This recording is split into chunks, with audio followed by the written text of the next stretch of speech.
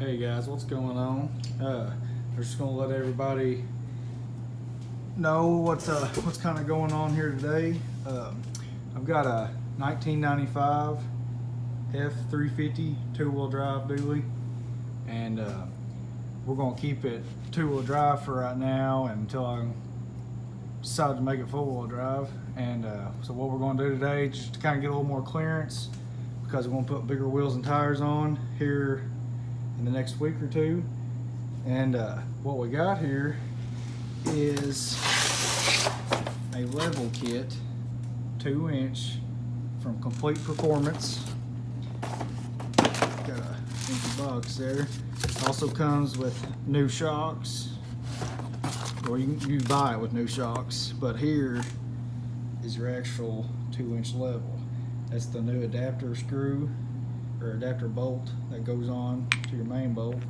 It'll sit in there like that, and it comes with all kinds of bushings and stuff for the shock, and of course got some koozie. I think I saw some stickers in here too. And the reason for doing this is I've looked all over the internet trying to find a video on how to do it, and I couldn't find one anywhere.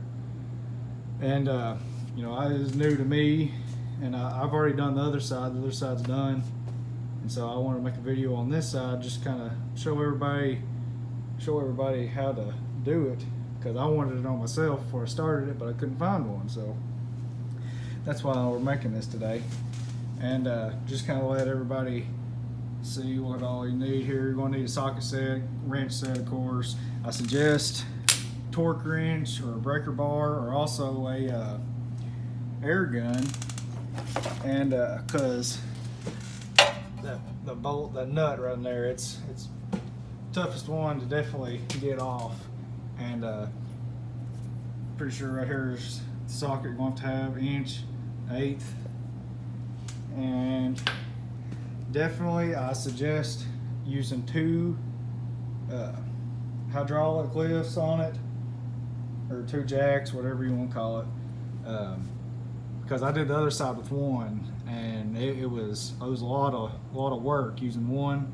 So I highly suggest using 2. And I mean, I picked this one up today, actually, Tractor Supply, $40. It's a great little stand. It's adjustable. It's perfect height for big trucks and stuff. And so we're gonna get started here. Of course, I already took the wheel and tire off and everything. And what you're gonna start doing first is, you know, loosen up 2 top. There's a screw or a bolt, a nut up there. You're gonna loosen it up, get that jack off, or get that shock off. But one thing, you know, I kind of suggest taking your second jack, putting a pressure on that just a little bit, you know, lift it up a little bit, just trying to keep the pressure off. Then after that, you're gonna loosen your nut up here. And honestly, you could probably, I did my other one by hand, they're probably weak enough, you could just press down on them and pull that out of that. And then you're gonna take this bolt right here out, we'll take that nut off, it's on the other side. Then you're gonna take your shock completely off. And I waited and put my new shock on after I'd done the spacer here. But then you're gonna take, if you can see it, screw right up here. You're gonna take that out. Then just ease down on your jack. But we'll do a video on how to do it here. I'll film it here in just a minute. I'm gonna go ahead and first thing I'm gonna take this off, and then I'll be right back with you. Alright, just to kind of touch back with everybody what I've done here. Of course, like I said, I took this top nut off up here, and to do that, I used a 15mm for the top, then I used a 3/4 inch wrench, see it, to hold it right there, otherwise it's just going to spin. Then for down here on the bottom, we used or I use two 18mm wrenches to loosen that nut up right there. And then after you've done that, you should be able to just press the shock, you know, compress it down. Then it'll kind of take the tension off that bolt right there where you can take it out. And then start working on your coil. But I'll be back with you shortly. Okay guys, what I've done now is of course took the shock out, and then this coil right here is held in up here. It's held in by a 1/2 inch little bolt right here. Of course that clip right there is what holds that coil. It's screwed in there. Whenever I loosened it, you know, this come completely off, it just fell off. And where I had the jack lifted up on that coil, and you know, nothing happened, you know, where it's compressed up here. So you ain't gotta kind of really worry about that as long as you got a jack keeping the pressure up on it. All right, but whenever I got this off and I let that jack down, drop that coil right out, no problem at all. No, you know, nothing bad happened. It ain't, you always hear horror stories about coils and stuff, but you know, nothing happened. And again, we're doing this all here with no coil compressor, you know, no special tools, just, you know, everyday tools, you know, no mechanic tools. And so what we're going to work with now is, once you get your coil dropped out, of course, your nut down there, you got to get that nut off. And you know, somebody may have a better way of doing it. I don't know. I haven't seen it if they do. But you're gonna take this nut off right here, and you gotta go through the middle of the coil from what I've done. And by doing that, I just put together all my extensions, because it took, I'm pretty sure, my mid-size extension and my long extension and maybe another one to get down to the center of that. And like I said, you're gonna, mine, I mean, somebody may be different, I don't know, but mine was 1 1/8" impact wrench is what I'm using. And I'm gonna use the impact gun to get that off, because the last time it was tough getting that other side off. So but if you ain't got an impact gun, you know, use a torque wrench, something big. And but you'll take this 1 1/8" socket, drop it down through there, impact, torque wrench, whatever you got, get that out, and then you'll put your spacer on and go from there. Okay guys, what we got going on now is I've of course took the coil out, obviously, and like I said, you know, just get that big nut off. And then whenever you pull that off, you're gonna have your little washer right here, holds everything in. You're gonna leave that on there. Then here comes in your level part. Okay, well, you got your adapter bolt right here, and you're going to just hand screw that on there until it's tight.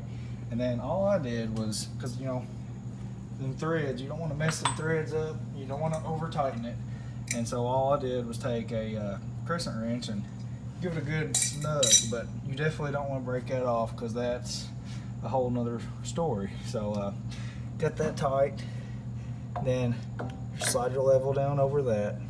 And I'm not for sure that's exactly, I mean, it ain't gonna make a difference either way how you put it on there, but I'm just gonna put that in the front facing my way, just because that's how I think it goes. I mean, there's no instructions out there on which way it goes or anything. So, but after you do that, you're gonna put your coil back on top of that, and then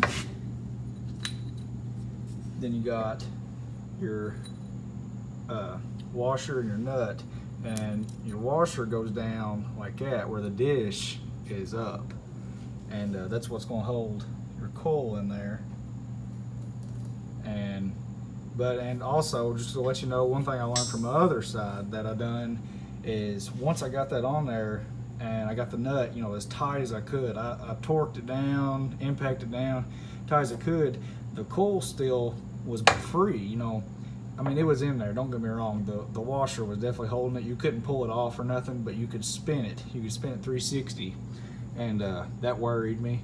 So what I done is I called Complete Performance, and I called them and asked them, and they said, you know, that's totally fine. It's not gonna hurt nothing. I wanted to know for sure before I put it all back together, and but you know, that's gonna be fine. And whenever it spins, or if it spins, yours may not. I don't know. But so now what we're gonna do is we're gonna tighten this coil back down here, and we're gonna go ahead and put our shock, our bottom part, right back in. And one thing I will say, it's beneficial, is if you wait to put it in the top part, because I'm telling you, you can take that brand new shock and you can compress it down by yourself. It ain't no trouble to put that in there, because you're gonna need kind of all the room you can get to get this coil back under your coil bucket, because where you're going up 2 inches, it's kind of a job to do. So I would wait. I'd go ahead and put the bottom part in, and then do the top after you get your coil put in. So that's what I'm going to do here, and I'll get back with you here soon. Alright guys, we got our coil back in place here, and like I said, this is where the second jack comes in so handy, is because you're gonna, once you get that down, you're gonna use this jack here to pick it up. And like I say, you know, you got to use some force to get the coil back in that spot, because you got to think it's got 2 extra inches, and you know, that ain't the way it's really wanting to go. So it's a little bit of a pain. And so and also, one thing you need to remember is on your coil here, this little short flat piece, it's going to set in right there in front, and you want to make sure you got that flat piece in front, otherwise it ain't going to go on there. All right, now this clip here, this clip I got, it's got a T mount on the back here, and what I did is I took it and I fed it through the top hole and down through here to where your screw hole is back up with this hole in your top of the bucket. You're going to take your fingers and feel that there's a cutout spot in the top of the bucket for that T to set in. Okay, and what I've done is, you know, everything, all what's holding that in right now is the pressure from the jack on top of the coil bucket. You take that clip, you take like a punch or something, or a chisel, whatever you want to call it, and just bend that back up to where you're going to be able to get your screw back in there, and that's what holds the top part of that coil in. And but after that, you know, it's real simple putting it back together. You're going to put your screw back in here. Okay, went ahead and put the shock back on, tightened it up. You're going to sit here. After, I would go ahead and put that in, you know, just to make sure, you know, that coil shouldn't come out because of the pressure it's got, but if it did, you know, you just wouldn't want that flopping around. So I'd go ahead and tighten that back up. And you're going to sit here, compress this down, put it back up in the hole it goes in. Got 2 washers, put one on the bottom, one on the top. Sit there, tighten it down to where it's good, and then you put your wheel back on, tighten it up, and you've got your 2-inch level put on.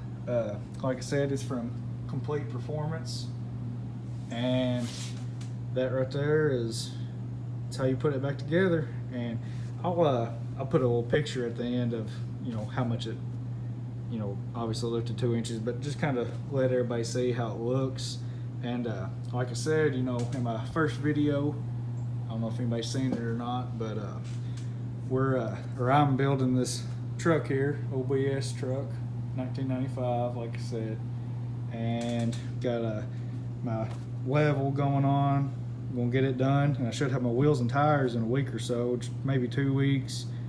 Gonna get custom Alcoas. I'm going to do a super single on the front, and then regular Alcoas in the back. I'm going to be milled down to 22.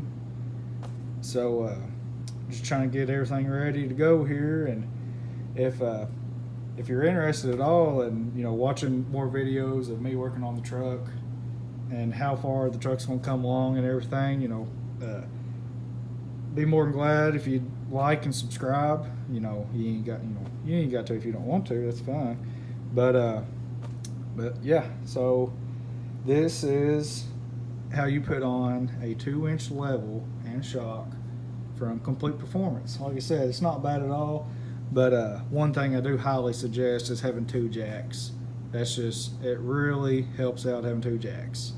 So I mean, it took a couple hours job into a 30-minute job with 2 jacks, so I would suggest getting one. But like I said, here's the truck again. If you're interested at all in any of the videos, subscribe, and I thank y'all and have a good one. Good luck.